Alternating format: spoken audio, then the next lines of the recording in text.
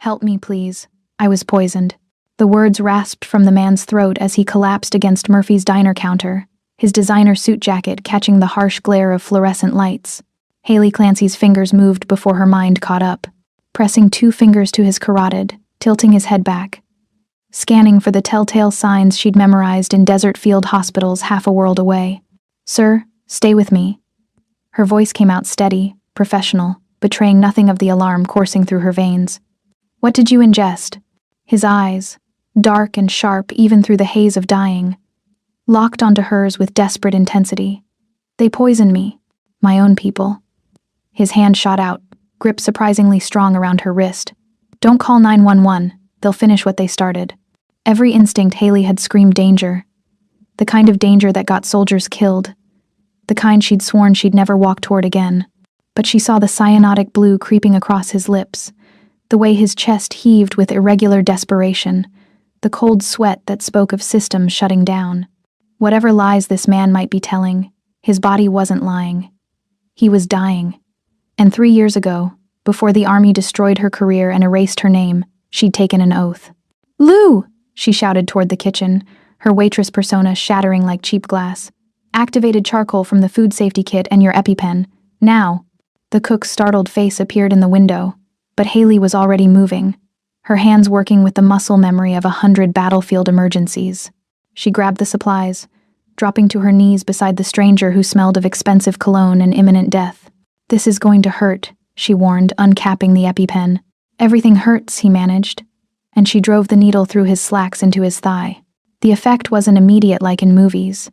It crawled through him, airways opening millimeter by millimeter, the blue receding from his lips like a tide. His breathing steadied. His eyes found focus. And in that focus, Haley saw something that made her blood run cold. Recognition. Not of her face, but of what she'd just done. Professional recognition. "You're military," he whispered. Not a question. Before she could answer, the diner door exploded inward. 3 men in tactical gear poured through, their movements precise and practiced. But it wasn't their weapons that froze Haley's heart. It was the face of the man leading them. Special Agent Theodore Moss. The man who'd buried her sexual assault report. The man who'd forced her into witness protection to silence her. The man who, according to every official record, had no idea where she was. Time crystallized into a single, terrible moment of understanding. Moss's eyes met hers across the diner, and she watched his expression shift from surprise to cold calculation. The dying man followed her gaze, then looked back at her with new comprehension. "You know him," Bradley G. Hokang said quietly. "You're supposed to be dead," Moss replied, gun already drawn and aimed at Bradley's chest. "That complicates things considerably." Haley's hand found the coffee pot on the burner behind her, still scalding from the 3 a.m. brew. She didn't think. Thinking got people killed. She moved. The pot left her hand in a perfect arc, coffee spraying like napalm. Moss jerked back, weapon discharging into the ceiling tiles. Bradley lunged from the floor, tackling the nearest agent with surprising strength for a man who'd been dying 60 seconds ago. Haley vaulted the counter, grabbed Lou's shotgun from its hiding spot beneath the register, a spot she'd memorized on her first day 3 years ago because paranoia kept people alive, and fired a warning shot into the ancient jukebox. "Go!" she screamed at Bradley, and they crashed through the kitchen's swinging doors. The Chicago night hit them like a fist. Cold November rain and the smell of garbage from the alley dumpsters. Behind them, Moss's voice echoed commands. Boots pounded tile. Haley's hands found the delivery truck she'd watched the bread guy park carelessly, keys still in the ignition because this was the kind of neighborhood where nobody stole bread trucks. Army training said hot wiring was a last resort. This felt like the definition of last resort. "Can you drive?" Bradley asked, leaning heavily against the truck's side, his expensive coat soaked through. "Can you navigate?" She shot back, door already open. He pushed himself into the passenger seat with visible effort, pulling out a phone with hands that still trembled. "Head south. I'll direct you." The engine turned over with a rattling cough. In the mirror, Haley caught Moss and his men bursting through the back door, weapons raised. She floored it. Bullets sparked off metal. The truck fishtailed around the corner onto State Street, tires screaming. Haley's knuckles were white on the wheel, her heart hammering a rhythm she remembered from convoy runs in Kandahar. Survive, survive, survive. Who are you running from?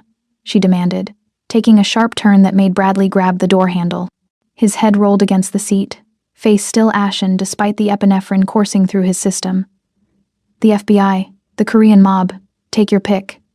He managed something that might have been a smile. I'm Bradley G. Ho Kang. Some people call me King Bradley, and I need your help to stay alive long enough to figure out which of my own people just tried to murder me. Haley's stomach dropped through the floor of the stolen bread truck. She'd just saved, and was now fleeing with one of Chicago's most notorious crime lords, a man whose name appeared in hushed whispers even in her run-down witness protection neighborhood. Take the bridge exit, Bradley instructed, tapping something on his phone with elegant, steady fingers that suggested he was recovering fast. My compound is secured, protected, the only place I can think right now. The gravity of her situation settled over Haley like a shroud. Her entire carefully constructed life, the Waitress cover, the tiny apartment she shared with Jaime, the nursing school applications, the hope of eventually, maybe, rebuilding something real. All of it had just shattered in 90 seconds of violence and impossible choices. She'd saved a man she didn't know, run from a man she knew too well, and stolen a truck full of sourdough rolls. The absurdity would have been funny if bullets weren't still ringing in her ears. You could have let me die, Bradley said quietly, watching her with an intensity that felt like being X-rayed. Most people would have called 911 and walked away, especially after seeing those men. Haley kept her eyes on the rain-slicked road, on the bridge stretching ahead into the dark. I'm studying to be a nurse, she said, as if that explained everything. As if it explained why a former Army medic in witness protection had just thrown away 3 years of careful invisibility to save a man who might be more dangerous than the one chasing them. The city lights reflected off the wet asphalt like stars that had fallen and shattered. Ahead, through the rain and fog, lay Bradley's world. A world she'd just been dragged into without warning, without choice, without any way back to the life she'd been trying to build from the ashes of the one Moss destroyed. She thought of Jaime, probably awake now, wondering why she hadn't come home from her shift. She thought of her apartment, her textbooks, her carefully maintained anonymity. All of it felt very far away.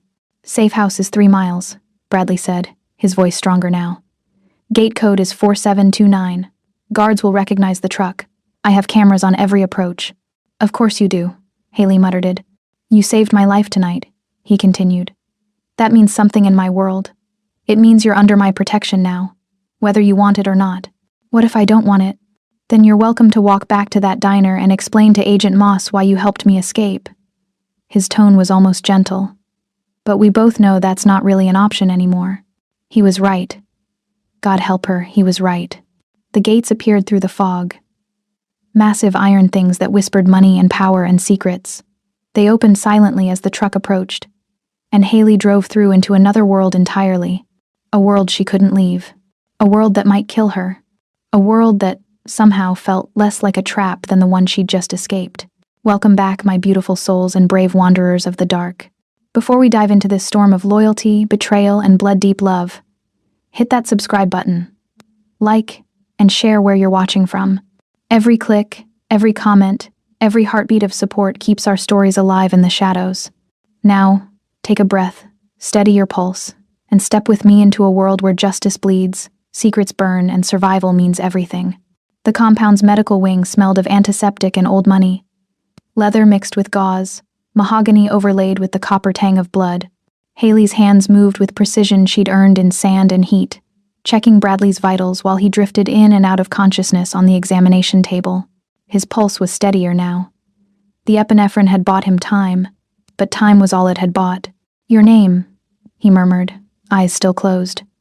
You never said, Haley. The lie came easy because it wasn't entirely a lie, just incomplete. She pressed 2 fingers to his wrist, counting heartbeats. And you're Bradley G. Ho Kang. Some call you King Bradley. His laugh was dry, papery. You've heard of me. I've heard the name. She adjusted the 4-drip one of his men had wordlessly provided. Medical grade. Not the cheap stuff. Everything here whispered wealth and preparation. Don't know if I believe the stories. Which stories? His eyes opened, dark and alert despite the poison still working through his system. That I run the Korean syndicate in 3 states? That I've killed men with my bare hands? That I'm untouchable? Haley met his gaze without flinching. That you're worth saving. The silence between them held weight. Outside the medical wing, she could hear movement, footsteps on marble, low voices conferring in Korean and English. Bradley's world, vast and controlled, pressing in from all sides. The man who came through that diner door, Bradley said quietly. Theodore Moss. You know him. Her hands stilled on the blood pressure cuff. Every muscle in her body went rigid, and she knew he saw it. Saw the way his name carved her open. Special Agent Theodore Moss, she corrected, her voice flat. FBI, clean record, decorated service. The kind of man who testifies before Congress about organized crime while running his own operations behind closed doors. You sound like you've studied him. I survived him. The words escaped before she could cage them. Haley turned away, busying herself with medical supplies she didn't need. In her shoe, pressed against her arch, the laminated military ID felt like a blade. Specialist Haley Clancy. Dishonorable discharge. The words that had unmade her life. Bradley shifted on the table, wincing. He's the one who put you in witness protection. He's the one who made it necessary. Her jaw clenched. After he made sure my assault report disappeared. After he ensured the man who attacked me got transferred with honors. After he made it clear that if I didn't vanish quietly, I'd vanish permanently. The confession hung in the air like smoke. Haley had never said it aloud to anyone except the therapist the witness protection program assigned her. A woman who'd written everything down in neat, clinical notes that probably sat in a file somewhere, ammunition for anyone who wanted to discredit her. And now he's seen you, Bradley observed. His voice carried something she couldn't quite identify. Not sympathy, something sharper. Understanding, maybe, or strategy. Now I'm dead either way. She turned back to face him. He can't let me live knowing he's working with whoever tried to kill you. Which means you need to tell me who poisoned you and why Moss wants you dead. Bradley reached into his jacket. The movement slow, deliberate, giving her time to react if she thought he was reaching for a weapon. Instead, he pulled out a cheap glass vial, half empty, the kind you'd find in any street corner drug deal. This was in my whiskey at the club. Tetrodotoxin, if I'm guessing right. Pufferfish poison. Expensive, exotic, nearly untraceable. He held it up to the light. The kind of thing that says professional and personal at the same time. You have enemies who'd go to that trouble? I have enemies who'd go to more trouble than that. He pocketed the vial. But they don't usually have FBI handlers running cleanup. That's new. Haley processed this. Medical training giving way to tactical assessment. Someone inside your organization made a deal with Moss. Offered you up in exchange for something. Protection, probably. Or leverage. Bradley sat up slowly, and she moved to steady him by instinct. His hand caught hers, not restraining. Just holding. His skin was warm now, fever burned from fighting poison. Theodore Moss runs the Korean Organized Crime Task Force. He has files on everyone in my world. Names, locations, weak points. He's offering immunity to whoever delivers you. And cleaning up loose ends. Bradley's thumb traced a small circle on her wrist, probably unconscious, probably not. Like witnesses who saw too much in diners. The weight of it settled over her. The trap that had closed the moment she'd reached for that coffee pot. She'd saved his life and sealed her own fate in the same motion. You're offering protection, she said. Not a question. I'm offering survival. He released her hand but held her gaze. You saved me because you couldn't help yourself. Because some part of you still believes in oaths and honor, even after everything that's been taken from you. Now you're in my war, whether you want to be or not. I don't want to be anyone's pawn. Good. I don't need pawns. I need someone I can trust. He stood, steadier now, and she watched him transform. The dying man becoming something else. Something dangerous and controlled. Moss thinks you're a weakness. Let's make you a weapon instead. In the hallway beyond, she heard Jackson, the scarred lieutenant she'd glimpsed earlier, giving quiet orders. Transport. Safe house. Jaime's name spoken in careful, measured tones that made Haley's blood run cold. My roommate, she said sharply. Jaime, where? Safe, Bradley cut her off. I had men deliver her medications an hour ago. Told her you'd been called away for a family emergency. She's being watched, but not threatened. The casual assertion of control made her want to hit him, but the practical part of her brain. the part that had kept her alive through deployments and betrayal, recognized the necessity. If Moss knew where she lived, Hema was already in danger. I need to call her. In the morning, after we've relocated you properly. Bradley moved toward the door, then paused. The compound has everything you'll need. Miss Peters will show you to your quarters. Try to sleep. Tomorrow we start hunting the person who tried to kill me. And what makes you think I want to help you hunt? He looked back at her, and something in his expression made her breath catch. Not charm. She'd learned to see through charm. This was raw. Honest, maybe, in the way only desperate people could be honest. Because whoever's working with Moss put a target on both our backs. Because you're trained to fight and you've been running for 3 years. And because... He stopped, recalibrated. Because you and I both know what it's like to be betrayed by people who were supposed to protect us. The truth of it cut through every defense she'd built. Haley wanted to argue, wanted to refuse, wanted to walk out into the Chicago night and disappear the way she'd been trained to disappear. But she thought of Moss's face in that diner. The cold calculation in his eyes when he'd recognized her. She thought of Jaime, innocent and sick and trusting. She thought of the laminated ID in her shoe and the oath she'd taken before everything had gone to hell. One condition, she said. We do this my way. I'm not decoration. I'm not protection detail. If I'm in your war, I'm a soldier, not a prisoner. Bradley's smile was sharp enough to draw blood. I wouldn't want you any other way, Specialist Clancy. Her heart stopped. She hadn't told him her rank. He saw her realization and didn't apologize for it. I have resources. I use them. If we're going to survive this, I need to know who I'm working with. He opened the door, and the hallway's cold air rushed in. And for what it's worth, I read the report, the real one, the one Moss buried. I'm sorry for what happened to you. Then he was gone, and Haley was alone in the medical wing with the smell of antiseptic and the sound of her own ragged breathing. She pulled the ID from her shoe and stared at the photograph. Younger, hopeful, still believing the uniform meant something. That woman felt like a ghost. Outside, through the bulletproof glass, she saw a security monitor flicker. And there, in grainy black and white, was Jaime's apartment building. The camera angle was recent, professional. Someone had been watching. Haley folded the ID carefully and tucked it back into her shoe. Then she walked toward whatever came next, because retreat had never been her specialty. And if she was going to burn, she'd burn on her own terms. The door closed behind her with a sound like a cell locking shut. Miss Peters materialized from the shadows like something conjured, older, impeccably dressed in gray, that suggested authority without uniform. Her eyes catalogued Haley with clinical efficiency.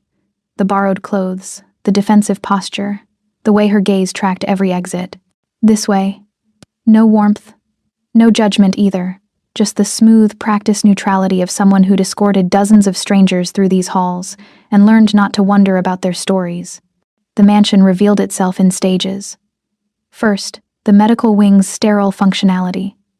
Then a corridor of polished hardwood where their footsteps echoed like gunshots. Portraits lined the walls. Men in traditional Korean dress, women with eyes that followed, children who looked like they'd never smiled. Family or warning, Haley couldn't tell.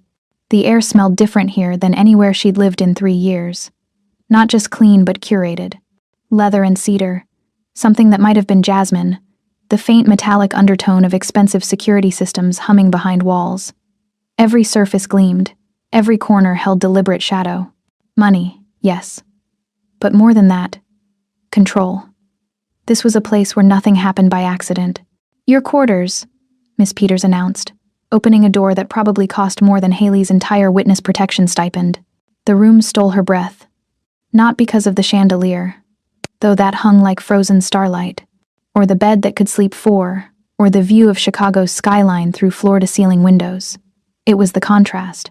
The violence of luxury pressed against the memory of her shoebox apartment, the diner's flickering neon, the careful rationing of every dollar. There are clothes in the closet, your size. Miss Peters gestured with one elegant hand. Bathroom through that door. Security protocols are simple. Don't leave this floor without escort. Don't attempt to access locked rooms.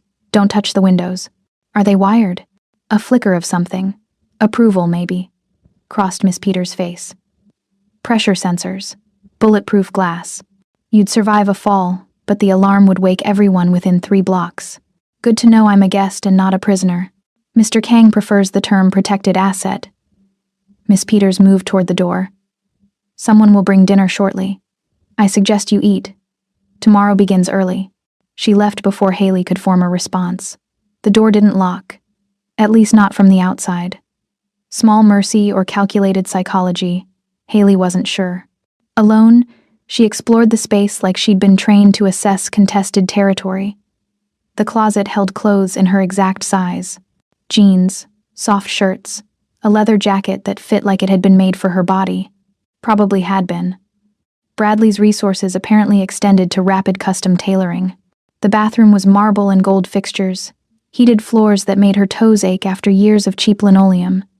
She caught her reflection, exhausted, wild-eyed, still wearing the diner uniform with its coffee stains and flour smears.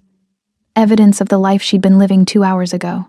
She stripped, showered in water hot enough to burn, and tried not to think about what it cost to keep a place like this running. Tried not to calculate the monthly expenses against her own desperate accounting, every penny stretched until it screamed. When she emerged, someone had left a tray. Not prison food, real dinner. Grilled fish, rice with something green she didn't recognize, fruit that looked like art. She ate mechanically, feeding the machine of her body while her mind spun through tactical scenarios. Bradley's mansion wasn't just a home, it was a fortress. She'd counted cameras, mapped the guards' rotations from shadows and sounds, noted the reinforced door frames and the faint electrical hum that suggested backup generators. This was a place built to withstand siege, which meant Bradley lived expecting one. A knock interrupted her analysis. Not Miss Peters. The footsteps were heavier, male, confident. Haley moved to the door, every muscle coiled. Jackson stood in the hallway, his scarred face impassive. Mr. Kang requests your presence. Library, 3rd floor. And if I decline? Then I stand here until you change your mind. No threat in his tone, just fact. Haley grabbed the leather jacket. Better to have pockets, layers, something between her skin and whatever came next, and followed. The library made the bedroom look modest. Books climbed to a ceiling she couldn't see in the dim light, leather spines and gilt titles in Korean, English, Chinese. A fire crackled in a hearth wide enough to roast a pig. And in a leather chair that looked older than the building, Bradley sat with a medical textbook open on his lap. He'd changed. Dark shirt, tailored pants, hair still damp from his own shower. The poison's pallor had faded, replaced by sharp alertness. He looked like what he was. Dangerous, controlled, absolutely in his element. Anatomy and Physiology, 7th edition, he said, holding up the textbook. You were studying this? Nursing school application. Haley stayed near the door, maintaining distance. Before tonight destroyed that plan. Why nursing? You were a combat medic. Could have gone military contractor, security consulting, better money. I took an oath to heal people, not to figure out more efficient ways to kill them. She crossed her arms. You didn't bring me here to discuss my career aspirations. Bradley closed the book carefully, marking his place. I brought you here because I need you to understand something. This house. He gestured at the opulence surrounding them. It's not comfort, it's armor. Every piece of furniture is positioned for sightlines. Every window is bulletproof. Every entrance has 3 backup locks and armed guards on rotation. I live in a very beautiful prison because the alternative is a very ugly grave. You want sympathy? I want context. He stood, moving closer. Not threatening, just closing the distance between them with deliberate intention. You think I'm a monster? Maybe I am. But I'm a monster who keeps 500 people employed, who ensures their children get scholarships, who makes sure nobody in my territory goes hungry or unprotected. Moss wants me gone because I'm an inconvenience to his real business, which is selling information to the highest bidder while wearing a badge. Haley studied him, looking for the lie. Found only truth, or something close enough to pass. What do you want from me? I want you to help me find the person who poisoned me before they try again. In return, I'll help you destroy Theodore Moss. The offer hung between them like a blade. Everything she'd wanted for 3 years. Revenge, justice, vindication, wrapped in a devil's bargain. I need to talk to Jaime. She pulled out her phone. The burner she'd kept charged and hidden for emergencies. Now. Bradley nodded once. Jackson, still hovering by the door, vanished silently. The call connected after 2 rings. Jaime's voice, sleep-rough and confused. Haley, where are you? Some men came by with my medications and said you'd had a family emergency. I'm fine. Something came up at work. I'm staying with. She hesitated, looking at Bradley. A friend. I'll explain everything tomorrow, but I need you to do something for me. Okay. Jaime sounded more alert now, worry sharpening her words. What's wrong? Nothing's wrong. But if anyone comes by asking about me, anyone, you don't know anything. You tell them I moved out last week. You tell them we barely spoke. Can you do that? Silence. Then, Haley, you're scaring me. I know. I'm sorry. Just trust me. I'll call you in the morning. She ended the call before Jaime could ask more questions, before the fear in her friend's voice could crack the armor she'd wrapped around herself. When she looked up, Bradley was watching her with an expression she couldn't read. You care about her, he said. Your roommate. She's sick, lupus. She can't work full-time, and her family disowned her when she came out. I pay most of the rent. Haley pocketed the phone. So yes, I care about her. Which means if this war of yours puts her in danger, it won't. Bradley's voice carried absolute certainty. I've already assigned protection. Discreet. She'll never know they're there. You're controlling her life without asking. I'm keeping her alive without burdening her with fear. He moved to the window, looking out at the city lights. There's a difference. Haley wanted to argue. Wanted to rage against his casual assumption of authority over people's safety. But she'd read the tactical situation the moment Moss had walked through that diner door. Jaime was already in danger. Bradley's protection, unwanted, paternalistic, infuriating, was also necessary. Show me, she said instead. Show me your security feeds. Show me whoever's watching my apartment. If I'm going to be your partner in this, I need to see the full board. Something shifted in Bradley's expression. Respect, maybe, or recognition of a kindred tactical mind. He pressed something on his phone, and a panel in the wall slid open. Behind it, monitors, dozens of them. Camera feeds from across the city, scrolling data, maps with glowing points that probably indicated assets or threats. And there, in the lower right corner, Jaime's building. The camera angle was good, professional. Not hidden, but not obvious either. As Haley watched, a figure moved into frame. Not Jaime, someone else. Male. Dark jacket. Looking up at the windows with deliberate attention. Who is that? Her voice came out sharp. Bradley's jaw tightened. I don't know, but he showed up 10 minutes after we did. Jackson's people are tracking him now. The figure produced a phone, made a call, then walked out of frame. Casual, unhurried. The kind of confidence that came from knowing you were watched and not caring. Moss, Haley said. He's already moving. He's establishing surveillance, testing our response. Bradley pulled up another camera angle, this one showing a different street, different watchers. He's got at least 4 teams around that building. Whatever he's planning, it starts there. Haley's heart was hammering, but her mind stayed cold, tactical. This was the field again, just different terrain. Then we move her, tonight, before he decides direct action is cleaner than surveillance. Already being arranged. Miss Peters is coordinating a safe house. Medical-grade apartment, fully stocked with her medications. She'll wake up tomorrow thinking a hospital program placed her there temporarily while they debug electrical issues at her building. You're good at this. Making people disappear. I've had practice. Bradley turned away from the monitors, and when he looked at her, she saw exhaustion behind the control. The poison had taken more from him than he'd admit. You should rest. Tomorrow we start digging into who betrayed me. Paul, my cousin, is acting strange. I need your tactical assessment. Haley nodded, moving toward the door. But something made her pause. Bradley, why did you read my file, the real one? Most people would have stuck with the official story. He was quiet for a long moment. Then, because I've built my empire by knowing when people are lying, and everything about your discharge screamed lies. He met her eyes. I'm sorry that telling the truth cost you everything. But I'm not sorry you're here now. You're exactly the ally I need. You mean weapon? I mean partner. He smiled. Tired, genuine. Get some sleep, Specialist Clancy.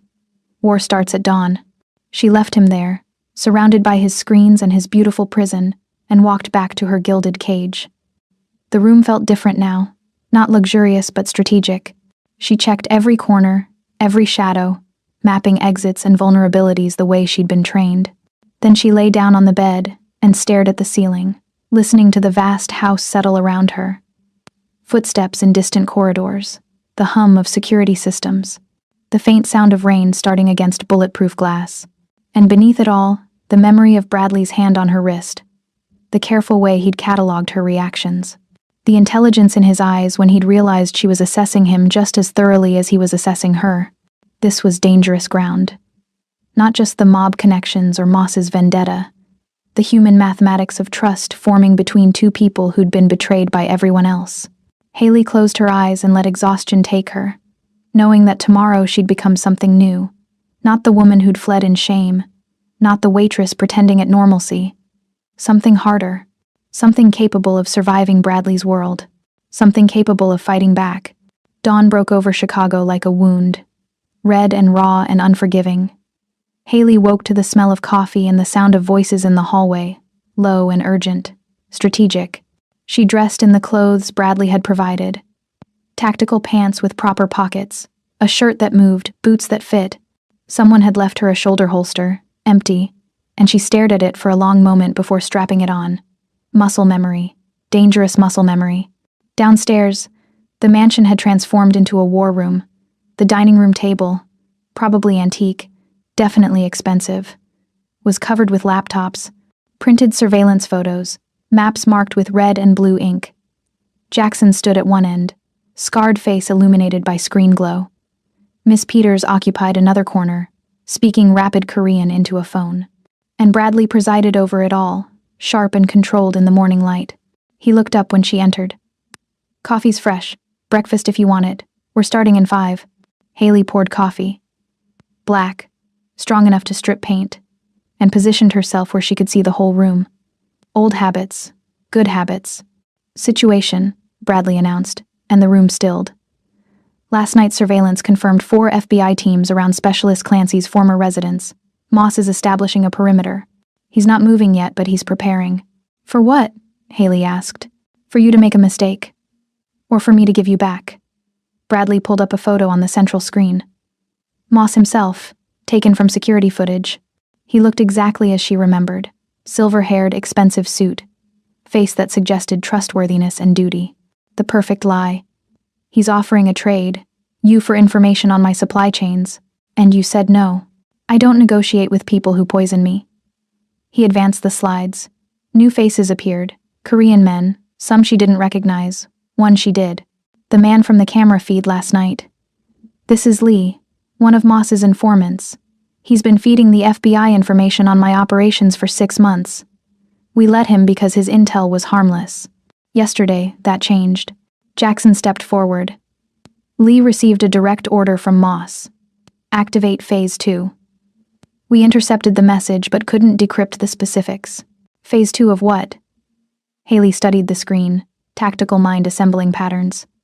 "If the poisoning was Phase 1, then Phase 2 is probably cleanup. Witnesses, evidence, anyone who could connect Moss to the attempt." "Correct." Bradley's approval was subtle but present. "Which brings us to the internal problem. Lee couldn't have poisoned me directly. He doesn't have access to my private spaces. Someone on my inner circle delivered the toxin." The room's temperature dropped. Haley watched the other faces. Jackson's carefully blank expression, Miss Peters' slight tension, the 2 younger men she hadn't been introduced to yet. Everyone calculating. Everyone wondering who among them was the traitor. "Paul." Bradley said the name like diagnosis. "My cousin. He's been acting erratically. Meeting people he shouldn't.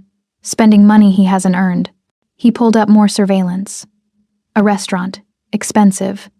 The kind where privacy cost extra. The timestamp read 3 days before the poisoning. And there was Paul, younger than Bradley, hungry-looking, holding a briefcase across from someone whose face was blurred, but whose posture screamed law enforcement. "You have him under surveillance," Haley observed. "I have everyone under surveillance." No apology, just fact. Paul's father wanted him to inherit my territory. Paul himself has always been ambitious, resentful. He thinks I stole what should have been his. Did you? I earned it.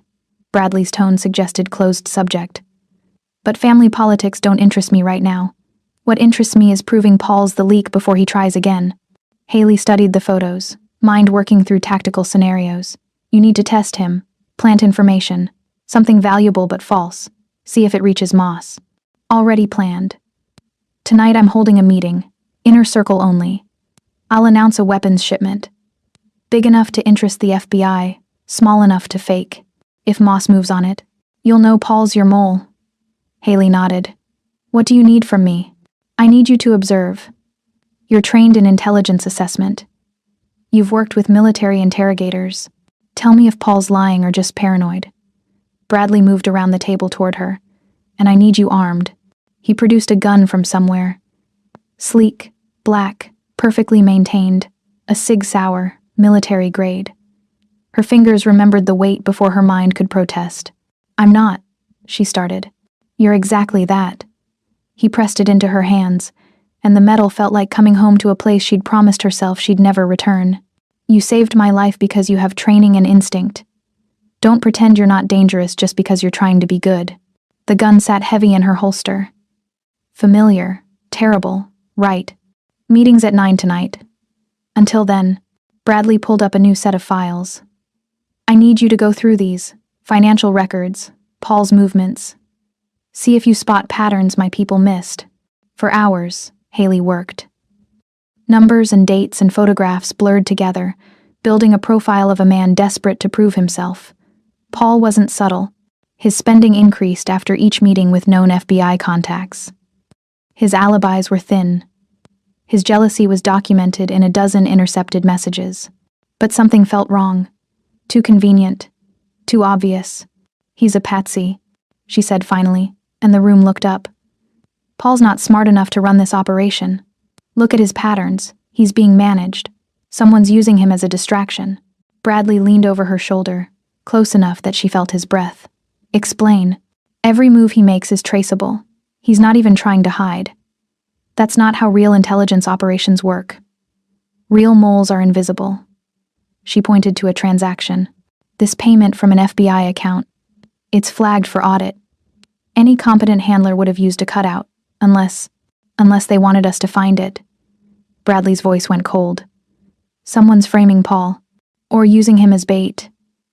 Haley turned in her chair, found herself inches from Bradley's face. What if Moss doesn't care about your cousin? What if he wants you focused on internal security while he moves on something else? The room recalibrated around this new possibility. Jackson swore quietly in Korean. Miss Peters made 3 rapid phone calls, and Bradley stood frozen, mind clearly running through scenarios. Hamie, Haley said, ice flooding her veins. The safe house. Where is she? Bradley's expression told her everything before he spoke. Miss Peters arranged. Through which contact? Haley was already standing, already moving. Who coordinated the location? Miss Peters' face went pale. Chen. He's handled safe house protocols for 3 years. Chen reports to Paul. Jackson's voice cut through like a blade. Family connection. I flagged it months ago. The room exploded into motion. Haley's phone was already out, dialing Jaime's number. It rang once, twice, voicemail. Address, she snapped at Miss Peters. Now. Numbers appeared on a screen. Haley memorized them in a glance, was already running for the door. Behind her, she heard Bradley issuing orders. Teams mobilizing, weapons being checked, vehicles starting. But she was faster, had to be faster. Because Moss had played them perfectly. Distract with the obvious traitor while moving on the real target. Haley's weakness. Her friend. The leverage he needed to force her cooperation. She hit the garage at full sprint. A motorcycle sat near the entrance. Black, fast, keys in the ignition because Bradley's people lived ready for emergency. Haley didn't ask permission, just mounted, started the engine, and roared out into Chicago traffic. The safe house was 20 minutes away. She made it in 12, burning through red lights and weaving between cars with a precision born of convoy training. The building appeared. Modest, residential, exactly the kind of place you'd hide someone. Too quiet. No guards visible. No movement in the windows. Haley killed the engine a block away, and approached on foot, hand on her gun. The front door was ajar. She caught the smell. Gun oil, fear sweat, the particular chemical signature of tranquilizer darts. Inside, the apartment had been cleaned. Professionally. No signs of struggle because there hadn't been time for struggle. Just a single dart on the floor, medication bottles spilled across the counter, and a phone, Jamie's phone, deliberately placed where she'd find it. One message on the screen. We'll trade. You for her. Midnight. I'll send coordinates. Come alone or she dies. M. The rage that filled Haley was old, familiar, military. Not hot, cold, tactical. The kind of fury that turned into plans and solutions and very efficient violence. She heard vehicles approaching, Bradley's teams responding to her position, but she was already thinking 3 moves ahead, calculating trajectories and acceptable losses. Jamie was leverage, which meant Moss would keep her alive until he got what he wanted, which meant Haley had 12 hours to plan an approach that ended with her friend safe and Theodore Moss very, very dead. Bradley entered the apartment like controlled explosion, dangerous even in care.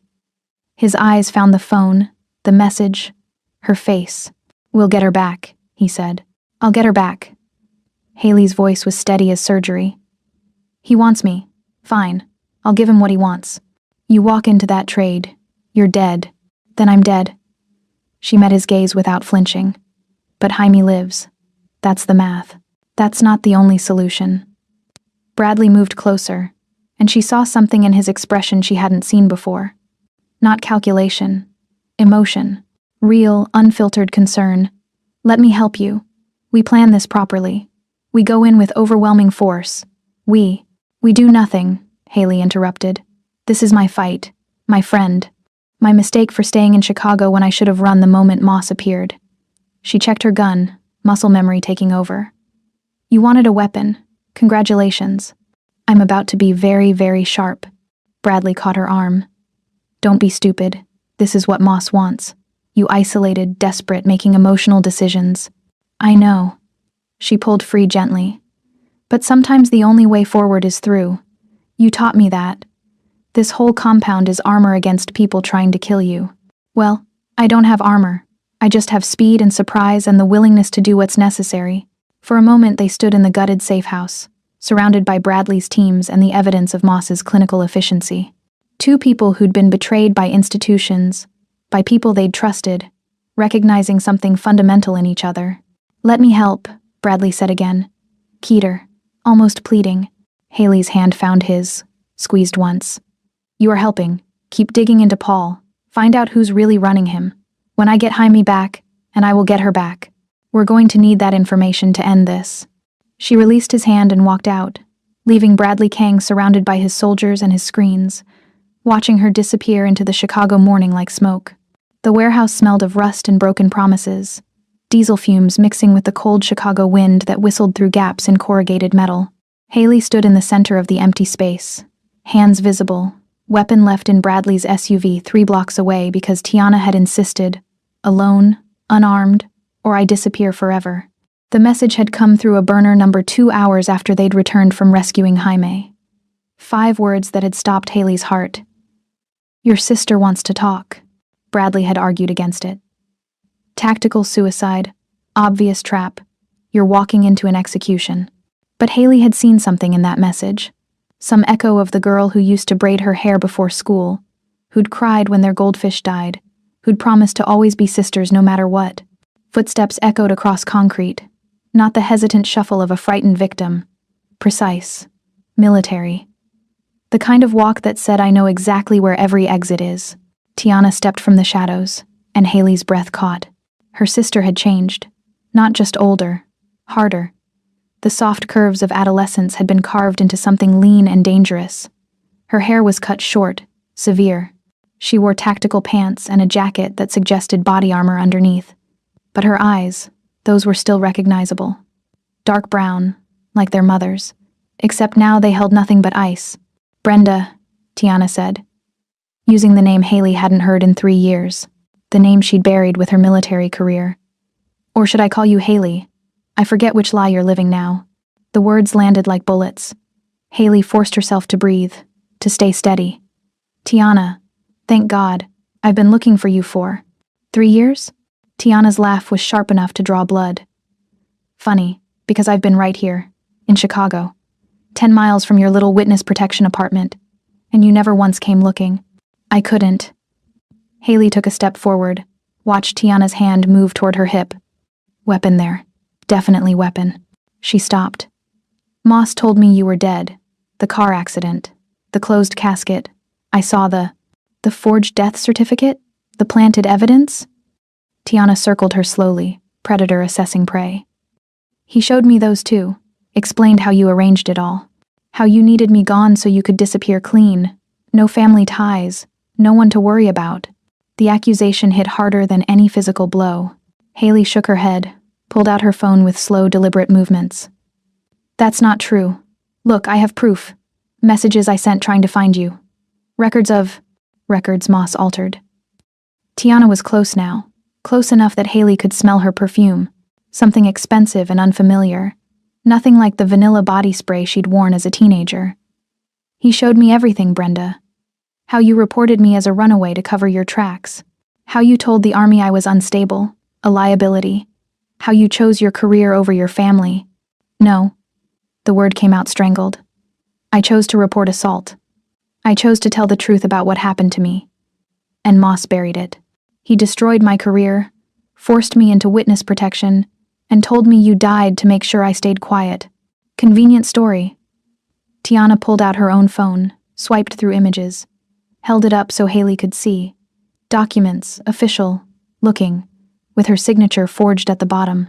Statements claiming Tiana was mentally unstable. Requests for commitment to psychiatric care. A restraining order she'd never filed. The fabrication was masterful. Every detail perfect. Every lie wrapped in just enough truth to feel real.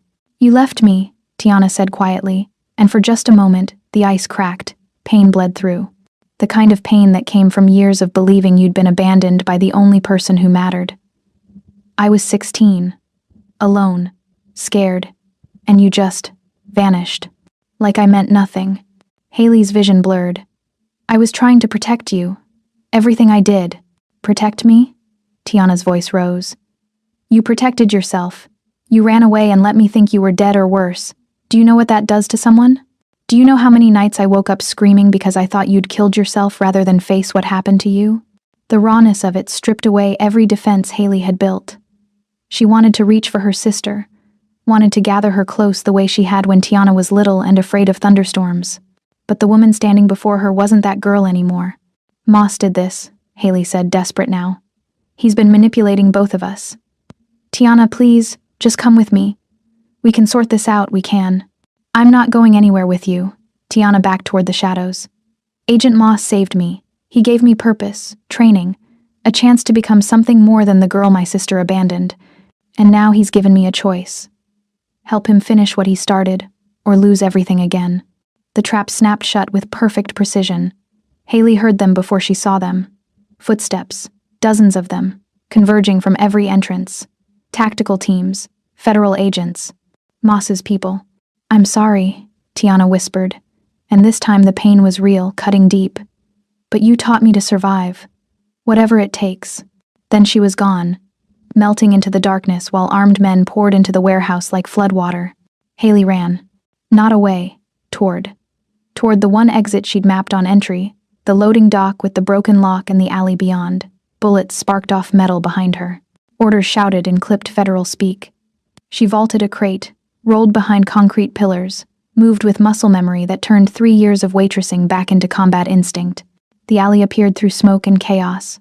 She burst through, lungs burning, and found Bradley's SUV screeching around the corner, door already open. Go! She screamed, diving in before the vehicle stopped moving. Jackson drove like he was back in Seoul racing gangs. Precise, controlled, terrifyingly fast. Bradley was in the passenger seat, phone to his ear speaking rapid Korean, coordinating something. He reached back without looking, found Haley's hand, squeezed once.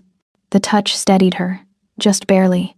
Tiana, she gasped when she could breathe again. She's with Moss. She thinks I abandoned her. He's been conditioning her for years, making her believe. I know. Bradley's voice was granite. We intercepted surveillance. She's not just with Moss. She's his protege. His weapon. Everything he's done to you, he's doing to her. The weight of it crushed her chest. We have to get her back. First we survive. He turned to face her fully, and what she saw in his eyes made her blood freeze. Haley, there's something you need to know about Moss. About me. About how deep this goes. The SUV took a corner hard enough to slam her against the door. Jackson swore, corrected, kept them ahead of the federal vehicles gaining in the rear view. Say it fast, Haley urged. Bradley's jaw worked. I told you Moss runs the organized crime task force. What I didn't tell you is that for 2 years, I was his informant, before I inherited the syndicate. Before I became King Bradley, I was working both sides. Feeding him information, building his cases, helping him take down my father's rivals. The betrayal hit like physical force. You were FBI. I was surviving. His hand tightened on hers. My father was a monster. I thought Moss was offering a way out. Witness protection, new identity, clean slate.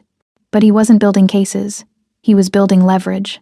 And when my mother died, when I inherited everything, Moss told me exactly what would happen if I didn't keep working for him. He owns you. He owned me. Bradley's voice dropped to something raw. Until I saw what he did to you, how he destroyed your life to keep you silent. That's when I realized he'd do the same to me eventually. So I started building evidence, double documenting everything, waiting for the right moment to take him down. And the poisoning? Was him getting impatient, deciding I knew too much and had outlived my usefulness. He pulled something from his jacket, a flash drive, small and unassuming. This has everything. Every deal, every manipulation, every life he's ruined. I was going to turn it over when I had solid protection. But now we use it to get Tiana back. Haley took the drive, felt its weight like salvation, and we end him. The safe house materialized from industrial wasteland. Another warehouse, this one fortified. Surrounded by Bradley's people with serious weapons and more serious expressions. They abandoned the SUV and moved inside, into a space that had been converted into a war room. Maps covered every surface. Surveillance feeds showed multiple angles of Chicago's downtown. And there, on the main screen, Moss. Standing in what looked like a federal office, Tiana beside him. His hand rested on her shoulder, possessive, proprietary. He was smiling. The audio crackled to life. Sarah working the controls from a bank of computers. Everything ready? Tiana's voice. Younger than Haley remembered, but harder. The shipment data. The warehouse locations. Perfect, Moss replied, and his smile widened. You've done excellent work. Your sister never valued your potential the way I do. He leaned closer, intimate. She abandoned you because you were a liability. But you've become my greatest asset. The words were calculated poison, each one designed to deepen the wound.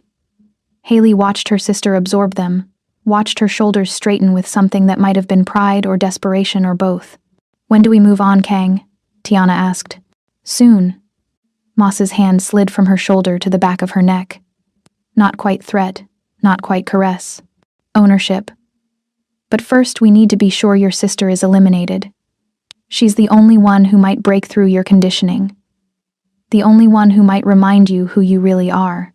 Tiana's face flickered. Something raw and uncertain crossing her features. Then it was gone, replaced by cold efficiency. She's not my sister anymore. She stopped being family when she left me behind. Good girl, Moss murmured, and Haley wanted to put her fist through the screen. Instead, she turned to Bradley. How do we get her out? The same way we got Jaime out. But his tone said it wouldn't be that simple. Except this time, Moss is expecting it. He'll have kill orders. No arrest, no extraction, just elimination. Then we don't give him a chance to execute. Haley's mind was already working through scenarios, tactical overlays, risk assessments. 3 years of forced retirement hadn't erased her training, just buried it. We hit him where he's vulnerable, use his arrogance against him. Jackson materialized beside her, scarred face thoughtful. Explain. She pulled up building schematics on a tablet, fingers moving with remembered precision. Moss thinks he's untouchable because he's FBI, but his protection only works if he stays within legal boundaries. Even fake ones.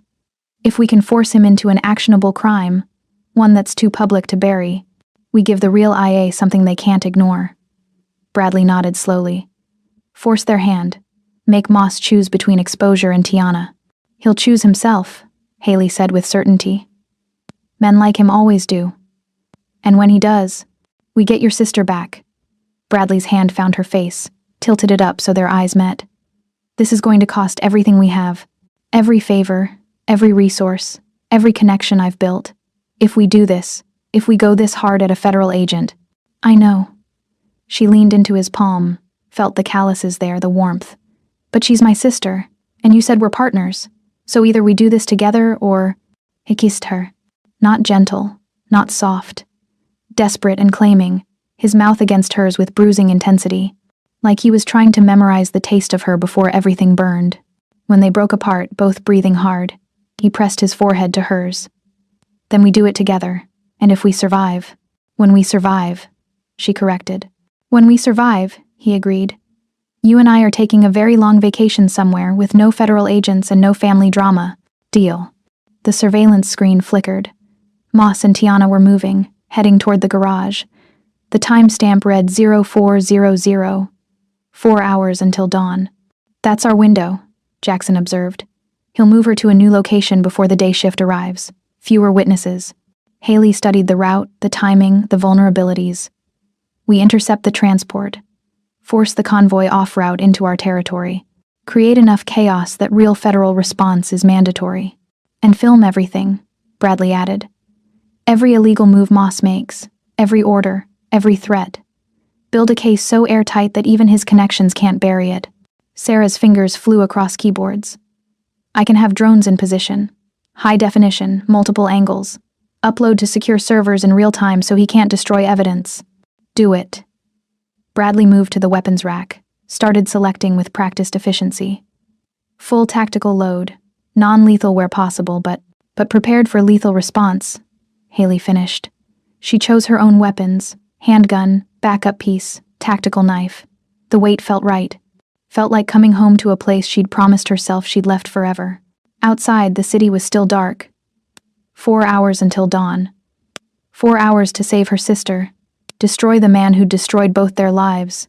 And maybe, if they were very lucky, survive to see sunrise together. Haley checked her weapons one final time, caught Bradley watching her. What? She asked. You're beautiful when you're planning violence. His smile was sharp enough to cut. Terrifying, but beautiful. Save the romance for after we win. That's my plan. He moved close enough that she felt his heat. Haley, when this is over, really over, there's something I want to ask you. Then ask me when Tiana's safe and Moss is burning. He nodded, kissed her forehead once, and turned to address his assembled team. But Haley stood for one more moment, looking at the surveillance feed, at her sister's face. I'm coming for you, she thought, and this time, I'm not leaving without you. The war room erupted into organized chaos.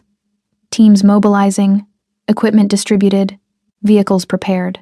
And somewhere in the darkness, Theodore Moss moved his chess pieces, unaware that the game had just shifted.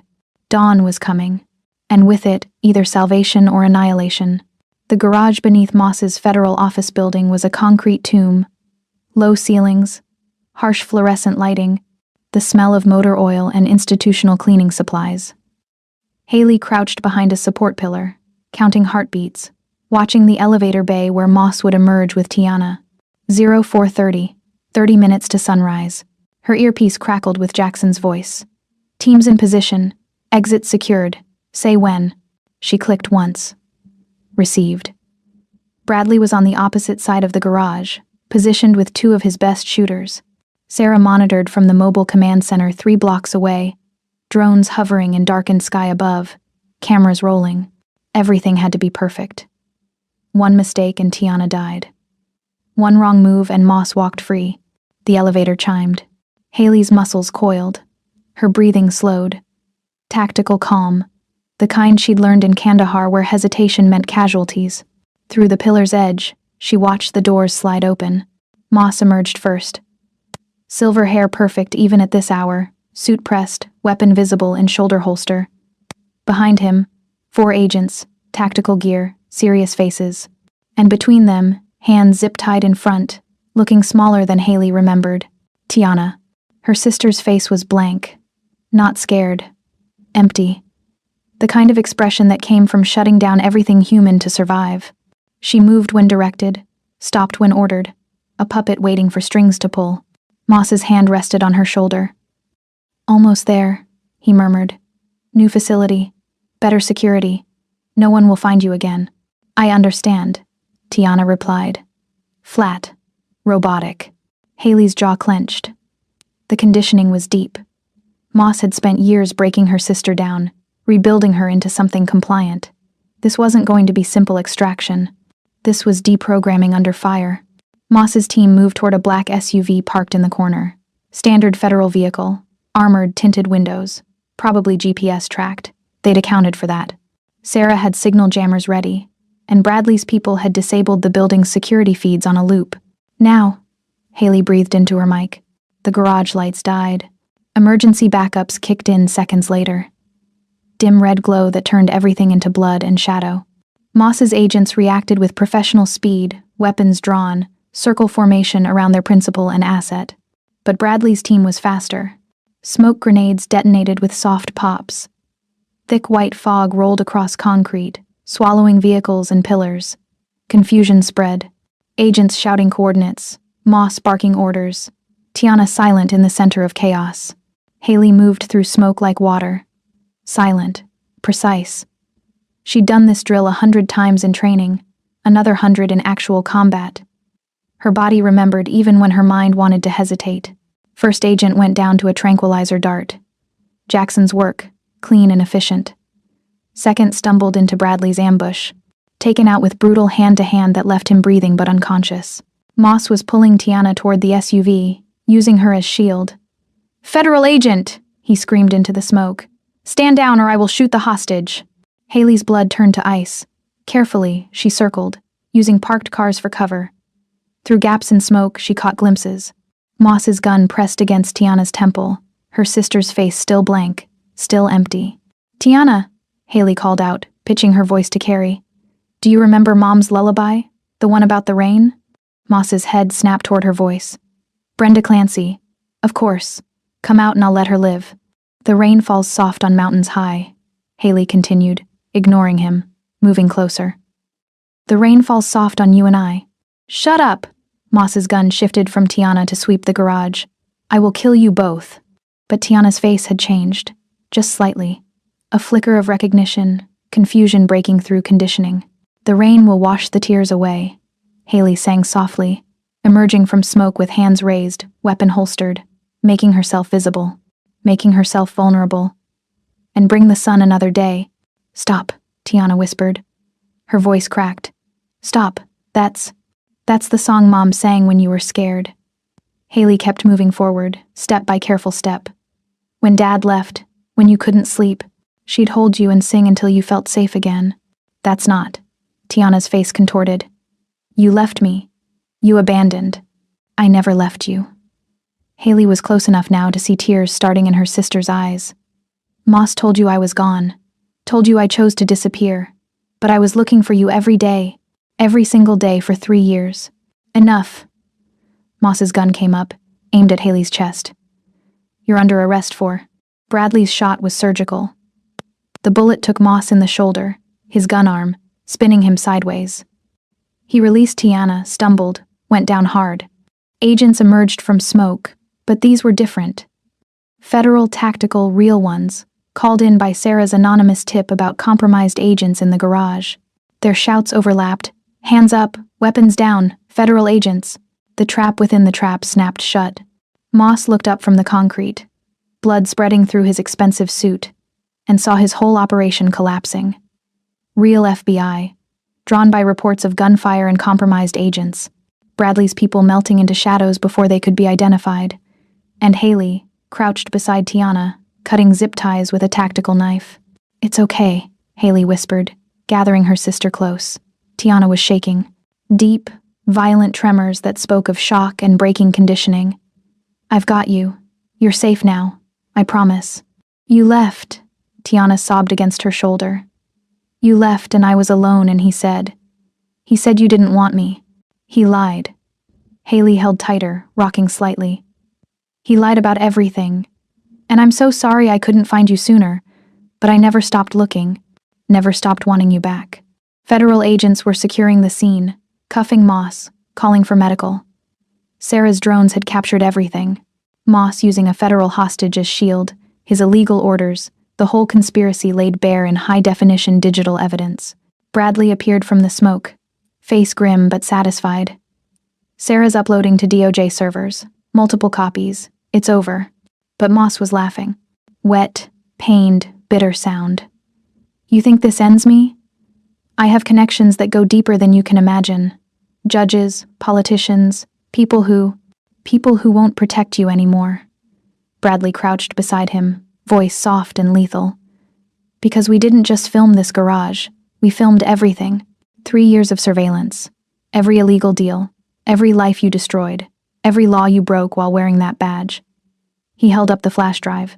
This is going to every news outlet, every congressional oversight committee, every internal affairs division in the country. By dawn, you'll be more famous than you ever wanted to be. Moss's face drained of color. And just so we're clear, Bradley continued, you threaten these women again. You even think about them. And federal protection won't save you. I know where witnesses go. I know how to reach places you think are safe. Do you understand what I'm telling you? That's a threat against a federal. That's a promise. Bradley stood. Enjoy your trial, Agent Moss. I hear Leavenworth is particularly brutal for corrupt law enforcement. Paramedics arrived, converging on Moss while federal agents took statements. Bradley's people had already vanished. Ghosts who'd never officially been present. Only Haley remained, still holding Tiana, whispering reassurances while her sister fell apart. We need to go, Jackson murmured, appearing beside them. Real feds will have questions we can't answer cleanly. Give me 5 minutes. You have 2. Haley helped Tiana stand, steadied her when she swayed. Her sister looked at her, really looked, seeing past the conditioning and the lies for the first time in 3 years. I don't know how to trust you again, Tiana said quietly. Then don't. Not yet. Haley cupped her face gently. But come with me anyway. Let me prove it. Give me a chance to show you who I really am. For a long moment, Tiana said nothing. Then she nodded. Just once. Small victory, but victory nonetheless. They left the garage as federal agents swarmed, as Moss was loaded into an ambulance under guard. As dawn finally broke over Chicago's skyline, Bradley had vehicles waiting. Clean, untraceable. Driven by people who'd ghost before questions got asked. Where now? Tiana asked, voice small. Haley looked at Bradley. He nodded. Somewhere safe, Haley said. Where we can start over. All of us. The compound appeared as the sun rose. Bradley's fortress, beautiful and terrible, exactly what they needed. Tiana stared at it through the window. Something like hope flickering in her expression. This is real? She asked. As real as we make it, Haley replied. Inside, Miss Peters had prepared rooms. Plural, giving Tiana space. Not forcing proximity before trust rebuilt. There was food, medical attention, clothes that fit. Small kindnesses that spoke of planning and care. Jaime was waiting too, still recovering but insistent on being present. They'd talked on the phone, Haley explaining everything. Jaime understanding in that way she had where she saw people's hearts beneath their mistakes. Your sister, Jaime said when Tiana emerged from shower, looking younger and more lost in borrowed clothes. Tiana nodded, uncertain. You're safe here, Jaime continued gently. For as long as you need. No pressure, no expectations, just healing. Something in Tiana's face cracked. She nodded again, not trusting words yet. Bradley found Haley in the library, staring at the city through bulletproof glass. He didn't speak, just stood beside her, solid and present. Thank you, she said finally. For what? For helping me get her back. For risking everything. For, her voice caught, for seeing me. Really seeing me, even when I was trying to hide. He turned her to face him, hands gentle on her shoulders. I told you before. You're not a weapon. You're not a tool. He stopped, searching for words. You're the best thing that's happened to me since I stopped pretending I could survive this alone. Haley's eyes burned. We're both disasters. Perfect match then. He smiled. Rare, genuine, vulnerable. When this settles, when Tiana's healing and Moss is buried and the dust clears, what do you want? I don't know. The honesty hurt.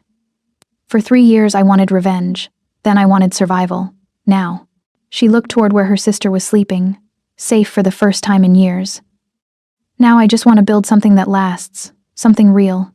Then we build it together. He kissed her forehead, her cheeks, finally her mouth. Soft and sure and full of promises, neither of them knew if they could keep. But in that moment, with dawn breaking and their people safe and the worst finally behind them, it felt possible. It felt like hope. As the adrenaline ebbed, Haley noticed Bradley flex his shoulder with a wince, blood seeping through the torn fabric of his jacket, a shallow graze. Close enough to tear muscle, not enough to stop him. "You're hurt," she murmured, but he just shrugged, voice rough from smoke and shouting. "Nothing a few stitches won't fix." I-30. The compound's war room had transformed into something grimmer than strategy. It was now a courtroom without mercy. Haley stood at the head of the table where Bradley usually presided, her hands flat against the polished wood, feeling the grain beneath her palms like braille spelling out consequences. Around her, Jackson with his scarred silence, Sarah hunched over 3 laptops like a digital oracle, Miss Peters on a secure line speaking rapid Korean to contacts Haley didn't want to know about, and Bradley, leaning against the wall with his arm in a sling, face pale but eyes sharp as broken glass. "Recording is clean," Sarah announced, pulling off her headphones. 7 minutes of Moss threatening federal witnesses, admitting to evidence tampering, and bragging about how he neutralized Haley's assault report. She looked up, face hard. "It's career-ending, life-ending if we leak it right." Haley's throat was tight. She'd worn a wire to meet Moss at a diner 2 hours ago. Neutral ground, he'd insisted, somewhere public where she'd feel safe. He'd smiled across the table like a grandfather offering candy, explaining in patient detail exactly how he'd manipulated every system designed to protect her, how he'd enjoyed it. She hadn't flinched, hadn't given him the satisfaction of tears or rage. Just let him talk while the recorder Sarah had sewn into her jacket seam captured every poisonous word. "Do Jay first," Bradley said, his voice carrying the rasp of someone who'd screamed himself hoarse during surgery. "Anonymous drop through channels they can't ignore. Let the machinery start grinding before Moss knows what's happening." "He'll run," Jackson observed. "Let him try." Haley's hands curled into fists. "Every airport, every border. We have people watching. Sarah's already flagged his passport with Homeland Security. Terrorist watch list." Sarah's grin was feral. "Amazing what you can do with the right back doors and a vindictive streak." Miss Peters ended her call, turned to face them. "The Mendoza Syndicate is willing to cooperate. Moss arrested 3 of their people last month on fabricated charges. They want blood. They'll provide testimony about his corruption in exchange for certain considerations." "What kind of considerations?" Haley asked, though she suspected she already knew. "The kind we don't discuss in rooms with recordings." Miss Peters' expression was pleasant and terrifying. "But let's say their cooperation comes with ironclad guarantees, legal ones." This was the edge of the cliff. The moment where Haley had to decide how far into Bradley's world she was willing to walk. Using criminal testimony to destroy a corrupt federal agent, cutting deals with organizations she'd sworn to fight, becoming exactly the kind of gray operator she'd once despised. She thought of Tiana, still sleeping in the medical wing, sedated because the nightmares were too violent for consciousness.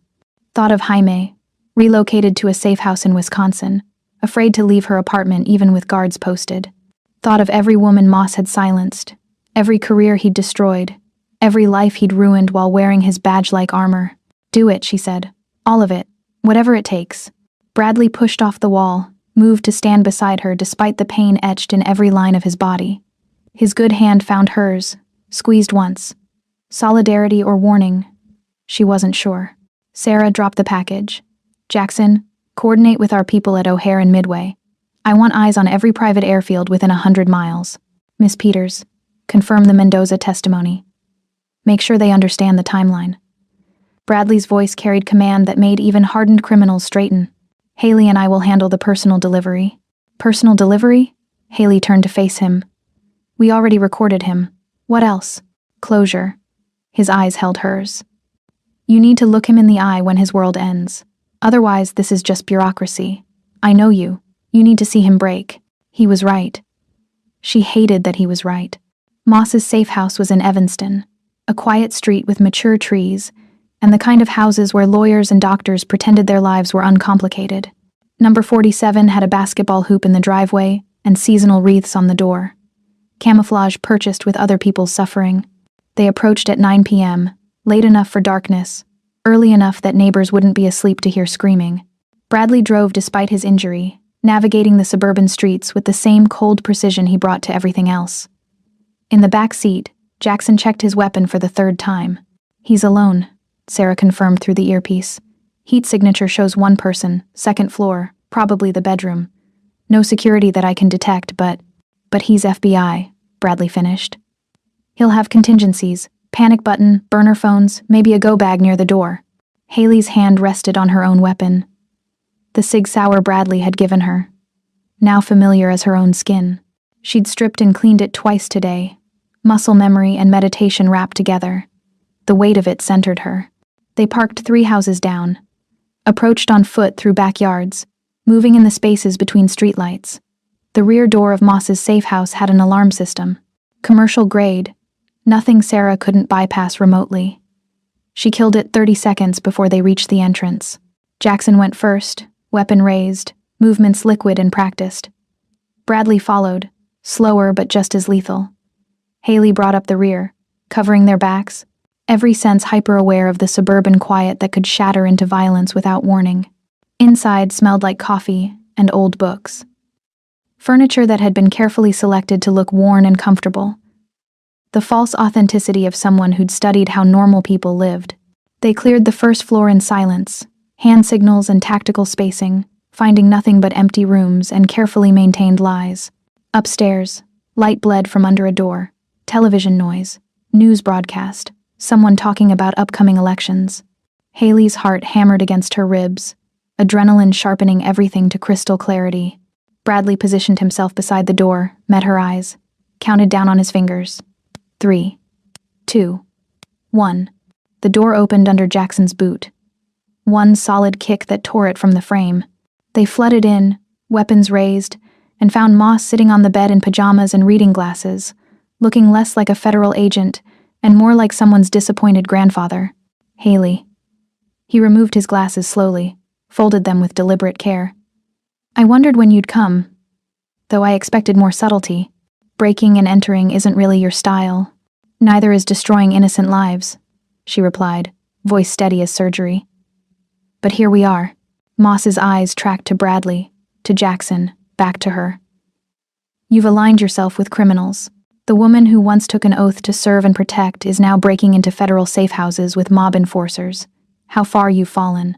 How far you pushed me. She stepped closer, weapon trained on his center mass. Did you practice that speech? The wounded disappointment? The sad headshake? You're good at it. You've had years to perfect the performance. His face hardened. Whatever you think you know. I know everything. Sarah's voice crackled in the earpiece, simultaneously feeding through a speaker Jackson had placed on the dresser.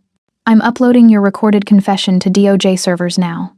12 regional offices, internal affairs, congressional oversight, the Washington Post, the Tribune, every news outlet that matters. Moss lunged for the nightstand. Bradley moved faster, weapon discharging once into the wood, splintering it. Whatever Moss had been reaching for stayed hidden. Sit down. Bradley's voice carried something darker than anger. You're going to listen, then you're going to answer questions. Then we decide if you get to see tomorrow. You can't kill a federal agent. Can't I? Bradley's smile was surgical. You created this situation, turned her into a weapon, destroyed her career, her reputation, her faith in every system designed to protect people like her. You think she hasn't learned from that? Hasn't adapted? Haley felt the truth of it settle in her bones. 3 years ago, she would have arrested Moss, trusted the system to deliver justice. Now she understood the system was just people. Fallible, corruptible, easily manipulated by men who knew which buttons to push. Why? The question escaped before she could stop it. Why target me specifically? What did I do to earn this? Moss laughed. Bitter, exhausted sound. You did nothing. You were just convenient.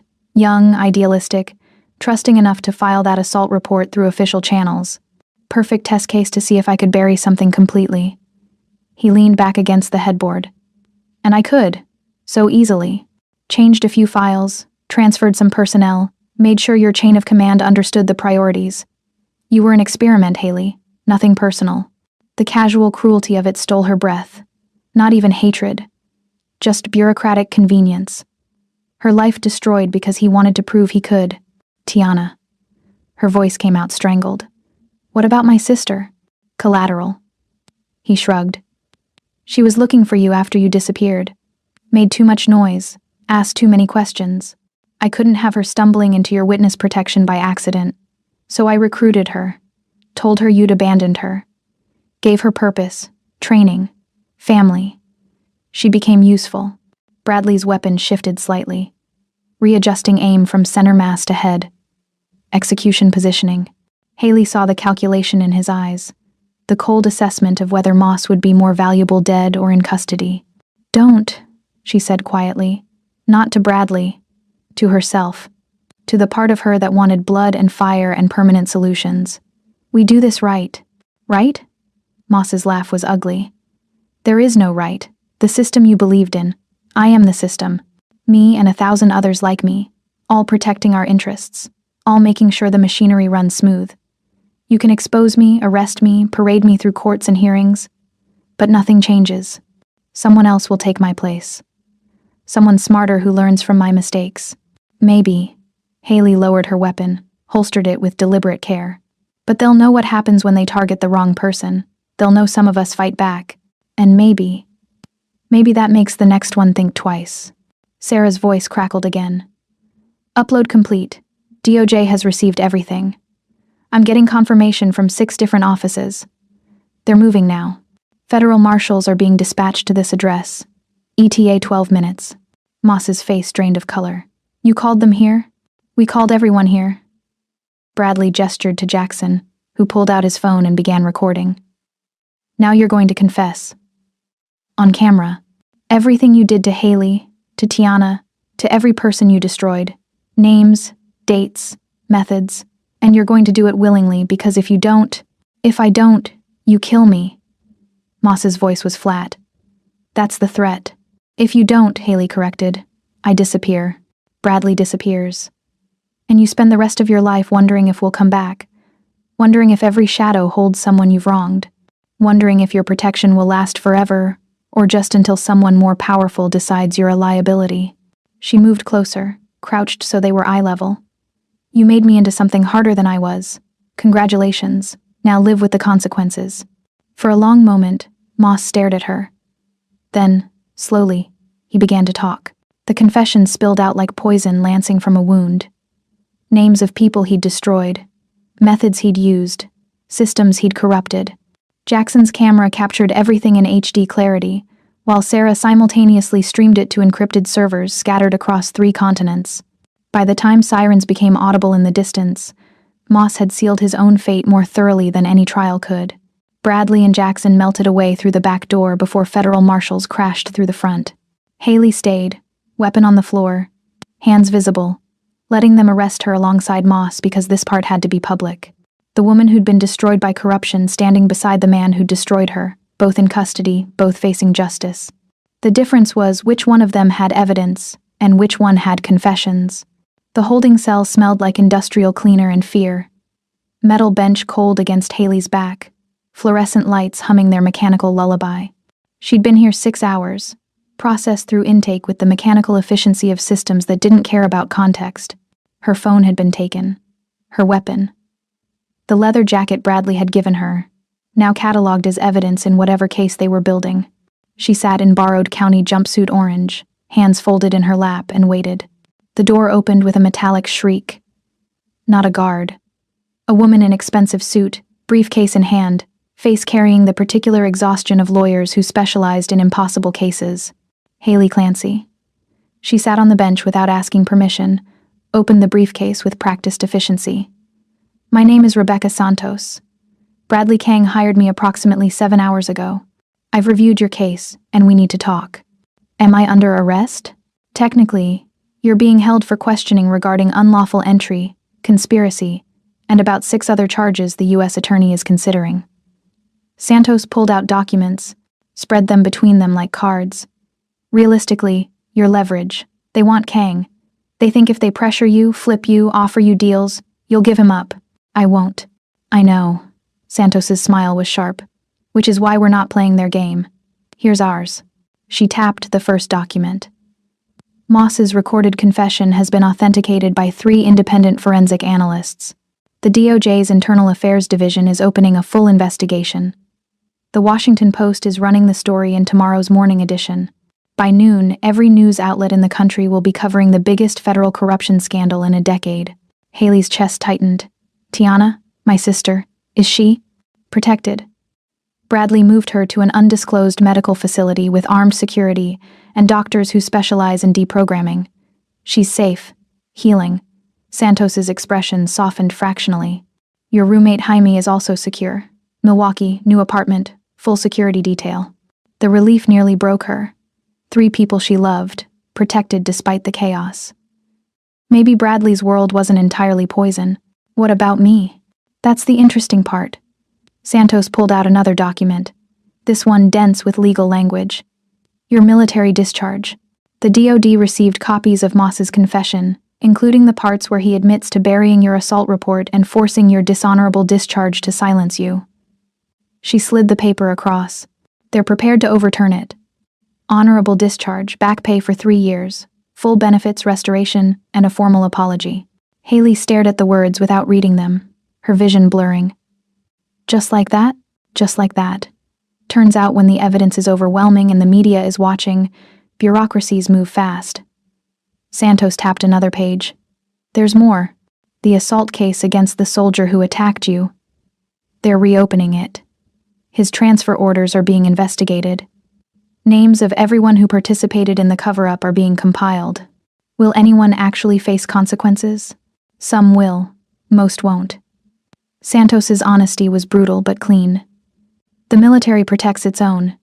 But your record gets cleared, and your voice gets heard. That's not nothing. No. It wasn't nothing. It was vindication she'd stopped believing was possible.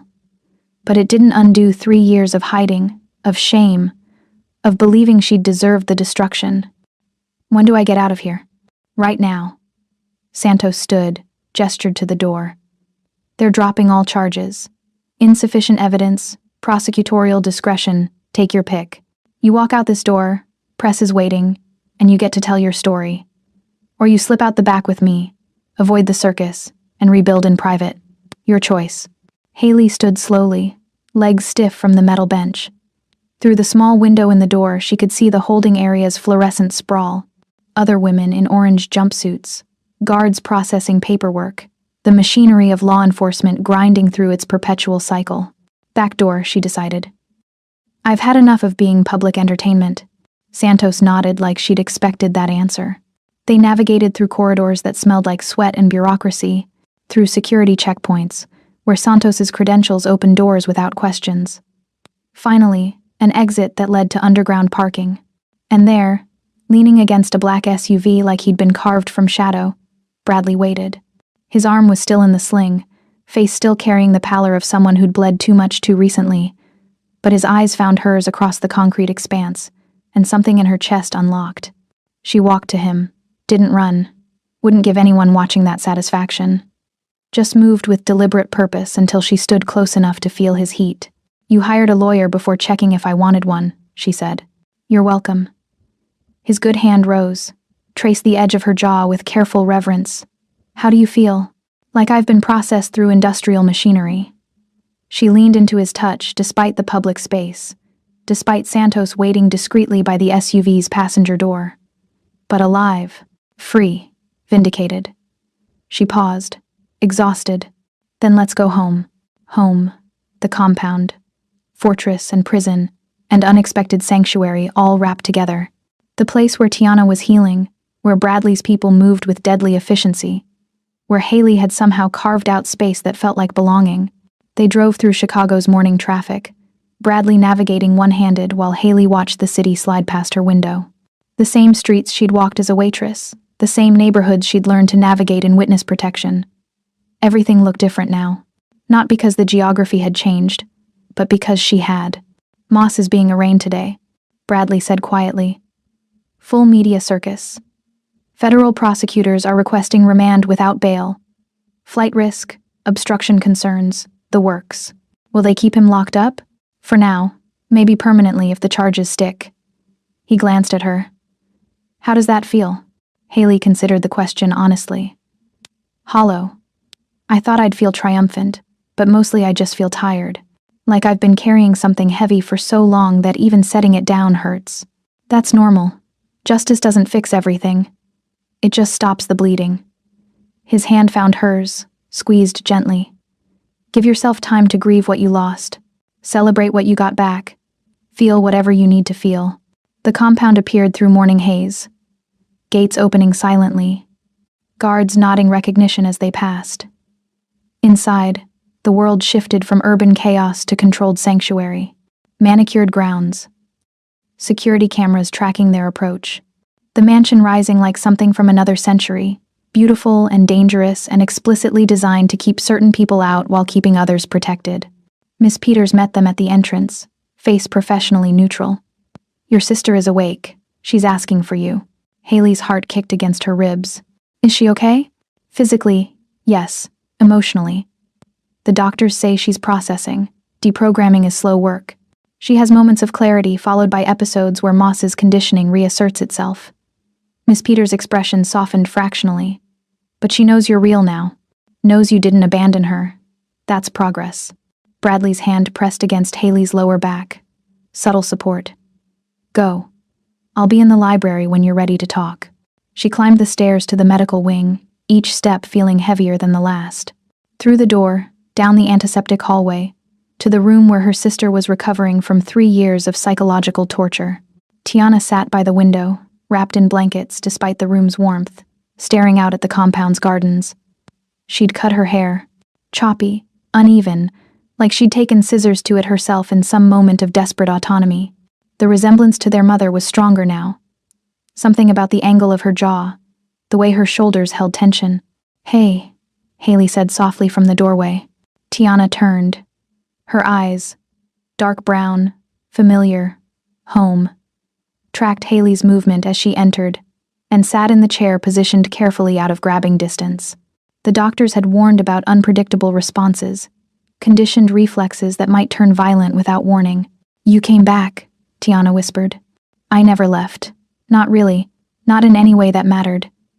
Haley kept her hands visible, non-threatening. I looked for you every day. Every single day for 3 years.